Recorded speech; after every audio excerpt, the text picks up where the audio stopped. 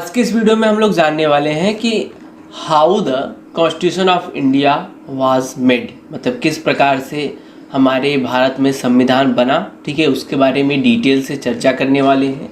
ठीक है, साथ में ये भी पॉइंट हम यहाँ पर कवर करेंगे कि मेंबर्स कौन कौन से ऐसे मेंबर्स थे कॉन्स्टिट्यूशन को बनाने में जिनकी महत्वपूर्ण भूमिका थी, उन लोगों के बारे में जानेंगे। साथ ही ये जानेंगे important information regarding constitution making. जब कॉन्स्टिट्यूशन हमारा बनाया जा रहा था तो उसमें कौन कौन से ऐसे इम्पॉर्टेंट पॉइंट्स हैं जो कि हमको जानना चाहिए, कौन कौन से इम्पॉर्टेंट चीज़ें हैं जो कि हमको ध्यान रखना चाहिए। ठीक है, वो सभी चीज़ें आज के इस वीडियो में हम सब कवर अप करने वाले हैं। तो चलिए आज की ये कमाल की वीडियो शुरू करते हैं। सब्सक्राइब करें मॉडर्न टीच यूट्यूब चैनल को और इस बेल आइकन पर क्लिक करके ऑल वाला ऑप्शन सिलेक्ट कर ले ताकि आपको सभी प्रकार के लेटेस्ट एजुकेशनल वीडियो का नोटिफिकेशन मिल सके। जैसा कि आप लोग जानते हैं कि हम लोगों ने शुरुआत में ही पढ़ लिया है क्या चीज़ें कि हिस्टोरिकल बैकग्राउंड हमारे कॉन्स्टिट्यूशन का क्या रहा है। ठीक है, यहाँ पर आप देख सकते हैं ये हमारा फुल नोट्स है। एक बार आपको इसको छोटा सा रिव्यू आपको दिखा देते हैं। ठीक है, ये फर्स्ट वाला पेज है।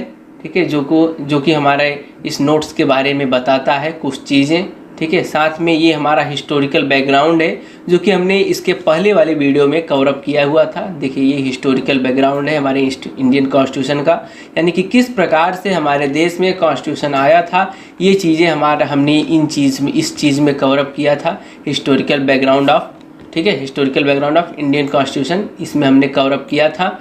और हमने बताया था कि ये चीज़ें शुरुआत में जब हमारे देश में ईस्ट इंडिया कंपनी आई, उन्होंने ही कॉन्स्टिट्यूशन को धीरे धीरे अपने कार्य के लिए यूज़ किया हुआ था। ठीक है, और ये हमने बताया था। ठीक है, चार्टर ऑफ 1600, इसके बारे में हमने नेक्स्ट वीडियो में चर्चा की थी। ठीक है, और इसका प्लेलिस्ट मैं बनाते जा रहा हूँ, प्लेलिस्ट को आप लोग चेक करिएगा। ठीक है, ये भी है चार्टर 1661 का। ठीक है, उसके बाद में सबसे पहले 1600 वाला चार्टर आया था, उसके बाद में 1661 वाला आया चार्टर। ठीक है, उसके बाद में एक और आया चार्टर जो कि है चार्टर 1726 वाला, इसको भी मैंने वहाँ पर चर्चा की थी। और उसके बाद में हमने उस वीडियो में यहाँ तक चर्चा की थी बैटल ऑफ प्लासी 1757 का जो युद्ध था। ठीक है, जो कि सूरज-उद-दौला और ईस्ट इंडिया कंपनी के बीच में हुआ था और ईस्ट इंडिया कंपनी की इसमें जीत हुई थी। ठीक है, यहाँ तक हम लोगों ने इससे पहले वाले वीडियो में चर्चा की हुई थी। ठीक है, अब हम लोग इसके आगे बढ़ते हैं। ठीक है, तो इसमें क्या हुआ था कि ईस्ट इंडिया कंपनी की यहाँ पर उनकी जीत हो गई थी, जिसके बाद में उन्होंने जो वहाँ पर जो बंगाल था, ठीक है, बंगाल अब तो यहाँ पर बांग्लादेश हो गया है, तो बंगाल था, बिहार था, ये सब एक ही मिलजुल कर एक ही वहाँ के एक राजा हुआ करते थे जो कि थे सूरज-उद-दौला, जो कि वहाँ पर राज्य करते थे। और उनको जीत लिया था किसने? ईस्ट इंडिया कंपनी ने आक्रमण करके 1757 में, जिसे प्लासी के युद्ध के नाम से जाना जाता है। ठीक है, और उसके बाद में जब उन्होंने ये देख लिया, हमने आपको पहले ही बताया था कि जो अंग्रेज़ जो थे, ठीक है, वो इस बात पर विश्वास करते थे कि कॉन्स्टिट्यूशन कि एक प्रकार के रूल बना करके राज्य किया जाए, रूल बना करके लोगों के ऊपर शासन किया जाए। ठीक है, क्योंकि वो भारत के बारे में सही से अवगत नहीं थे, क्योंकि वो दूसरे देश से आए थे और कुछ दूसरों लोगों की मदद से उन्होंने धीरे धीरे एक एक्ट बनाया। ठीक है, शुरुआत में उन्होंने फर्स्ट एक्ट बनाया था जो कि था, ठीक है, यहाँ पर हमने लिखा है रेगुलेटिंग एक्ट 1773। इसी तरीके से वो धीरे धीरे पहले ये एक्ट बनाया, फिर यहाँ पर एक देख लीजिए ये एक्ट बनाया, फिर ये एक्ट बनाया। इसी तरीके से वो एक्ट बनाते गए वहाँ पर राज्य करने के लिए। वहाँ पर ही नहीं, उन्होंने धीरे धीरे सबसे पहले बंगाल पर राज्य किया, उसके बाद में धीरे धीरे फूट दालों वाली नीति करके और भी देशों पर और भी राज्यों पर उन्होंने कब्जा करना शुरू कर दिया। ठीक है, इसी तरीके से और भी राज्यों पर वो अपना शासन जमाने के लिए, शासन चलाने के लिए वो अलग अलग एक्ट यहाँ पर लाते चले गए। ठीक है, ये कुछ एक्ट हैं जो कि जब उन्होंने यहाँ पर 100 वर्ष तक राज्य किया था। लोगों द्वारा कहा जाता है कि अंग्रेज़ यहाँ पर 100 वर्ष तक राज्य किए थे। तो जब उन्होंने 100 वर्ष तक राज्य किया था तो ये कुछ एक्ट थे, ये कुछ कानून थे जो कि उन्होंने लागू किए थे अपने शासन को चलाने के लिए। यहाँ पर आप देख सकते हैं कुल कितने उन्होंने कि एक्ट बनाए हुए थे। यहाँ पर आप देख सकते हैं हमने सभी एक्ट को यहाँ पर लिख दिया है। एक बार अगर आप चाहें तो आप देख सकते हैं। हम शुरू से बात कर रहे हैं इंडियन कॉन्स्टिट्यूशन की। ठीक है, तो यहाँ पर ये देख लीजिए, ये सब एक्ट हैं जो कि उनके द्वारा बनाए गए थे हमारे भारत को चलाने के लिए। ये कुछ एक्ट हैं जो कि 14 हैं, और भी हैं यहाँ पर आप देख लीजिए, ठीक है। ये 14 हो गया, यहाँ पर 15वां एक्ट है ये देख लीजिए। उसके बाद में ये धीरे धीरे एक्ट बनाते गए। उसके बाद में 19वां जो है, ये आप देख लीजिए, 19वां इंडियन इंडिपेंडेंस एक्ट जो कि बनकर आया 1947 में, यानी कि जो भारत को आज़ाद करने के लिए ये एक्ट था, ठीक है, इंडियन इंडिपेंडेंस एक्ट 1947। तो ठीक है, ये एक बार आप ओवरव्यू देख लीजिए फिर से, ठीक है। ये सभी जो एक्ट हैं, ये आप देख लीजिए, ये सभी जो एक्ट हैं, ये जो आप देख रहे हैं अभी भी, 1 से लेकर के कुल यहाँ पर आप समझ सकते हैं 18 तक, ठीक है, 18 तक जो भी एक्ट थे। यहाँ पर 19 का भी थोड़ा बड़ा हाथ है, लेकिन 19 में ही 1947 में ये हमारे इंडियन कॉन्स्टिट्यूशन का जो भी चीज़ें थी वो लागू किया गया था। आप 18 तक मान के रखिए कि यहाँ से 1 से लेकर जो भी 18 तक जो भी एक्ट थे, जो भी चीज़ें थी वो चलाई जा रही थी, वो अंग्रेज़ों द्वारा ही कवर अप की जा रही थी, अंग्रेज़ों द्वारा ही सभी चीज़ें हैंडल की जा रही थी। उन्होंने ये सब कानून बना करके, जो आप यहाँ पर आप देख रहे हैं 18 तक, ये सब कानून बना करके यहाँ पर राज्य करना चालू किया था। इसी कानून के तहत वो यहाँ पर राज्य करते थे, ठीक है। अब ये सब कानून को अगर हम यहाँ पर पढ़ेंगे, जैसे कि इंडियन काउंसिल एक्ट 1862, ठीक है, ये सब एक्ट हैं, सभी एक एक्ट हैं। अगर हम एक एक एक्ट को पढ़ने लगेंगे तो हम कॉन्स्टिट्यूशन पढ़ ही नहीं पाएंगे, इसीलिए मैंने सब शॉर्ट में यहाँ पर जो भी एक्ट उन्होंने लाया था उस समय वो सब मैंने लिख दिया है। बाकी ये जो नोट्स है मैं बहुत ही कम प्राइस में आप लोगों को उपलब्ध करा रहा हूँ। नीचे जिस तरीके से बनते चला जाएगा, अभी तक जो इंडियन कॉन्स्टिट्यूशन का सभी हिस्टोरिकल बैकग्राउंड पार्ट वोट सब कंप्लीट हो चुका है, नोट्स हमने बना दिया है। बस अभी हम इसका आर्टिकल को भी कवर अप करने वाले हैं, उसका भी आप लोगों को वीडियो बनाएंगे। तो जहाँ तक हमने अभी नोट्स बनाया हुआ है वो हमने एक बहुत ही मिनिमम प्राइस 25 रुपये में मैंने आप लोगों को वहाँ पर मैंने अपने नीचे आपको लिंक डिस्क्रिप्शन में मिल जाएगा, उसको आप जाकर चेक कर लीजिएगा और आप ये बाई कर लीजिएगा और आप भी देख करके आराम से इंडियन कॉन्स्टिट्यूशन जो है हमारा वो पढ़ सकते हैं। और ये खासकर LLB और BLLB या फिर जो लॉ विभाग में हैं उन लोगों के लिए है, जो भी तैयारी अलग से कर रहे हैं वो भी देख सकते हैं। लेकिन मैं इसमें केस उसको भी डिस्कस करूँगा, तो उन लोगों के लिए केस ज़्यादा इंपॉर्टेंट नहीं रहता, तो इसलिए मैं उनको बता देना चाहता हूँ कि ये LLB और BLLB जो लॉ डिपार्टमेंट के हैं, क्योंकि मैं भी LLB कर रहा हूँ। तो इसी तरीके से और भी वीडियो प्राप्त करने के लिए चैनल को सब्सक्राइब। सो दोस्तों चलिए देख लेते हैं कि how the constitution of India was made, यानी कि जो हमारे देश में जो संविधान था वह किस प्रकार से बना, किस प्रकार से बनना शुरू हुआ, क्या क्या चीज़ें थी, उसके बारे में हम यहाँ पर इम्पोर्टेंट पॉइंट को ही यहाँ पर हम केवल मतलब ले रहे हैं, वो आप ध्यान रखिएगा, जो कि आपको जानना बहुत ही ज़रूरी है, ठीक है। सो शुरुआत में जैसे कि आप लोग जानते हैं कि जब अंग्रेज़ लोग यहाँ से जा रहे थे तो यहाँ पर इंडिया के लोगों को बोला कि भाई अपना आप संविधान बना लीजिए, ठीक है, जिसके बाद आप उसको लागू करेंगे तभी आप जा कर के अच्छे से यहाँ पर राज्य कर पाएंगे, ठीक है। उन्होंने बोला कि आप अपना एक संविधान बनाइए। जिसके बाद क्या हुआ कि ये 15 अगस्त 1947 को एक डिक्लेरेशन हुआ, डिक्लेरेशन ऑफ द कॉन्स्टिट्यूएंट, ठीक है, कॉन्स्टिट्यूएंट असेंबली, ठीक है, एक असेंबली का गठन हुआ जिसको हम बोलते हैं कॉन्स्टिट्यूएंट असेंबली, ठीक है। और इस असेंबली का उद्देश्य क्या था वो आप ध्यान रखिएगा। इस असेंबली का उद्देश्य था हमारे भारत का संविधान डिज़ाइन करना और उसको लिखना कि क्या क्या चीज़ें उसके अंतर्गत रहनी चाहिए, ठीक है। तो इसको ये जिम्मेदारी दी गई, क्योंकि शुरुआत में आप जैसा कि आप लोग जानते हैं कि इस समय अगर रियल टाइम में अगर कोई भी हमको कानून लाना होता है तो क्या होता है कि पार्लियामेंट होती है, वहाँ पर कोई कानून आता है, लोगों द्वारा वोट पाया जाता है, वोट दिया जाता है कि ये सही है गलत है, ये उनके वोट के द्वारा निर्णय होता है पास होना चाहिए कि नहीं होना चाहिए। तो उस समय तो था नहीं ये चीज़ें, तो इसके लिए एक असेंबली की गठन की गई जिसे बोलते हैं कॉन्स्टिट्यूएंट असेंबली।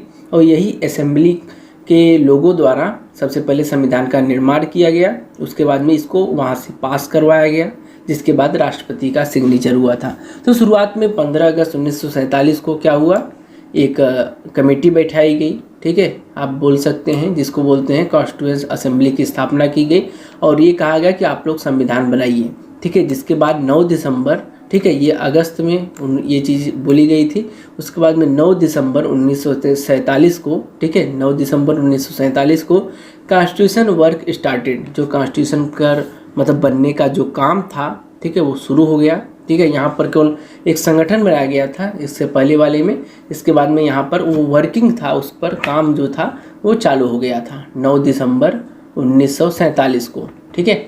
ये वर्किंग जो था वो चालू हो गया था। और उसके बाद में आप यहाँ पर ध्यान रखिएगा, ये जो पॉइंट है यहाँ पर आप नीचे जो देख रहे हैं बहुत ही ज़्यादा इंपॉर्टेंट है, बहुत सारे एग्जाम में पूछा जाता है, ठीक है। The members of the constituent assembly were elected by the, ठीक है, elected by the elected members of the assemblies of the state of India, ठीक है। जो भी यहाँ पे कॉन्स्टिट्यूएंट जो भी असेंबली थी हमारी, ठीक है, जो भी मतलब सदस्य लोग थे, ये जो संगठन बना था कॉन्स्टिट्यूएंट असेंबली, जिसमें कुल अभी हम इसमें जो संख्या थी लोगों की वो हम आगे आपको बताएंगे। तो इसमें जो भी सदस्य थे वो सदस्य क्या थे, कहाँ से चुनकर आए हुए थे, वो चुने गए थे स्टेट ऑफ इंडिया, यानी कि जो भारत के राज्य होते हैं, ठीक है, उनसे चुन करके आए हुए थे। कुछ लोग एक राज्य से, जैसे कुछ लोग उत्तर प्रदेश से, कुछ लोग बिहार से, कुछ लोग पंजाब से, ऐसे ही अलग अलग मतलब राज्यों से, मतलब हर राज्य से चुनकर आए हुए थे। और ऐसा इसलिए होता है ताकि सभी लोग अपना अपने राज्य के हिसाब से दृष्टिकोण अपना रख सकें। ऐसा ना हो कि जो कॉन्स्टिट्यूशन है, हमारा संविधान बन रहा है, तो दूसरे राज्य को के मतलब के लिए हितकारी ना साबित हो, ठीक है।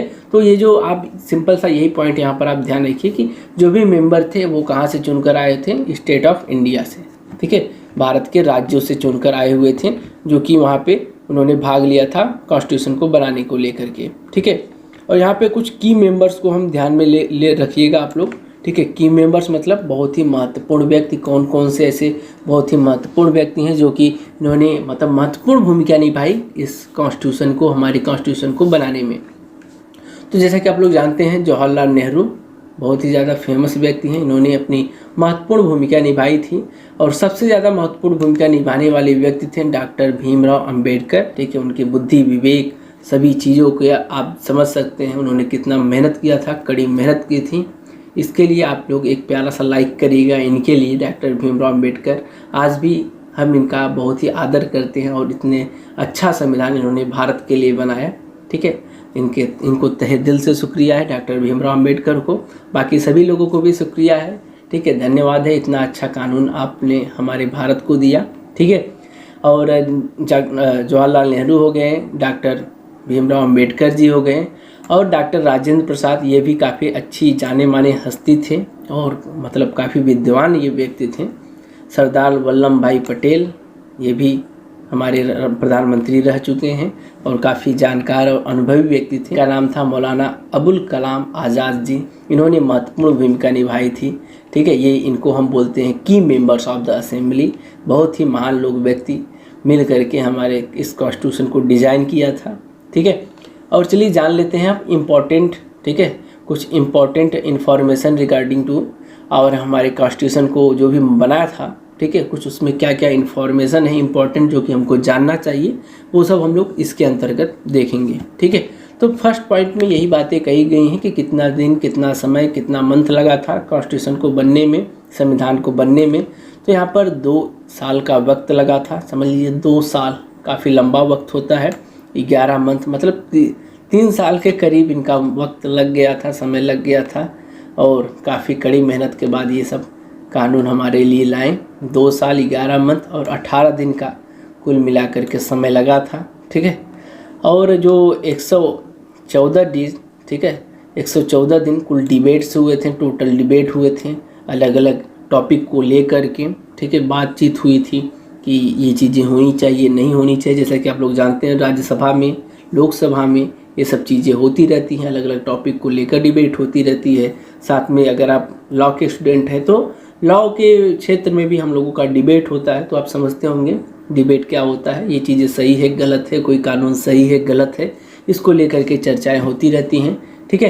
तो ये डिबेट हुए थे कुल 114 कुल डेज, कुल मिलाकर सभी जो पूरे ये 2 साल 11 मंथ 18 दिन में कुल इतना दिन डिबेट हुआ था।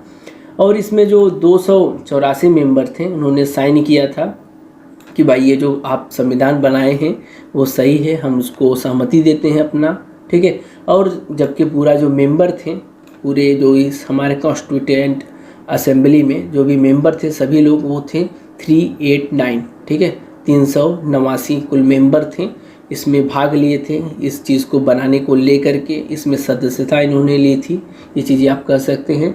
साथ में कुल यहाँ पर जो सत्र चलाए गए थे वो केवल 12 सत्र यहाँ पर कुल चलाए गए थे, ठीक है। 12 सीजन्स यहाँ पर कुल हुए थे इस कॉन्स्टिट्यूशन को बनाने को लेकर। तो दोस्तों 2 साल और 11 मंथ और 18 दिन, साथ में 114 डेज डिबेट के बाद, कुल टोटल डिबेट के बाद, उसके बाद में 12 सत्र कुल चलाने के बाद, जिसमें से 284 मेंबर के सहमति से, ठीक है, जो हमारा कॉन्स्टिट्यूशन था, ठीक है, वो पास हो गया, ठीक है।